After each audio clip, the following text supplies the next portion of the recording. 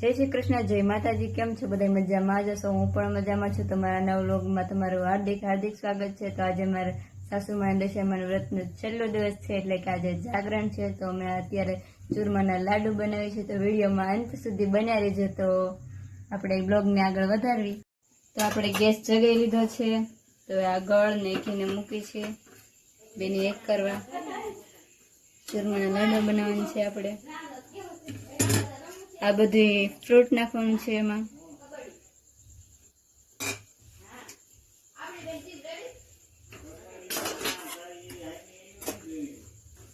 સરખી રીતે મિક્સ કરવાનું છે।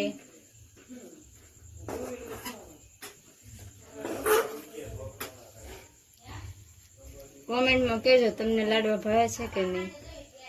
અમને તો બહુ ભાવે લાડવા ચૂરમાના, કોમેન્ટ કરજો। બંધ કરી દે।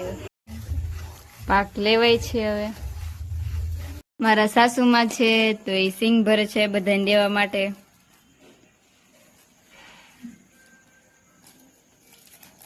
બોલ। જય શ્રી કૃષ્ણ। જો મારે દશામાનું જાગરણ છે, તો બધાને દેવા સિંગ ભરું છું। આ મારા નણંદબા છે, એ સીવે છે બધી સિંગ ને।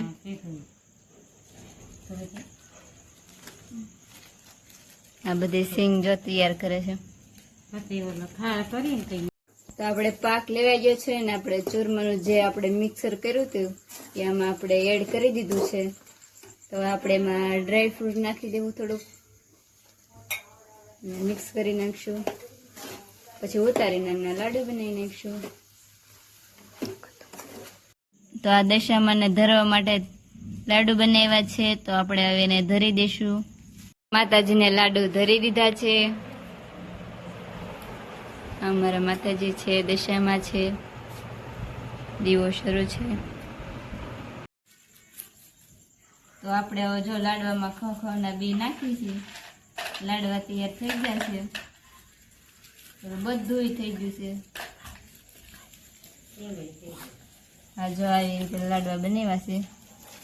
કોમેન્ટમાં કહેજો કેવા લાડવા બન્યા છે। બનાવ્યા કોણે? મેં।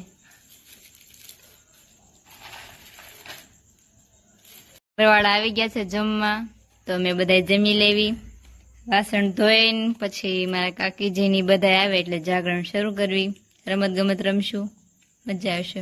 જય શ્રી કૃષ્ણ યુટ્યુબ ફેમિલીને। તો આપણે જાગરણનો વિડીયો બનાવ્યો હતો, પણ રાતે લાઇટ વહી ગઈ હતી ને, એટલે આગળનું હું કાંઈ શૂટ કરી ન હોય કે અંધારાનું, એટલે અહીંયાથી જ બ્લોગને એન્ડ કરી દીધું છે મેં।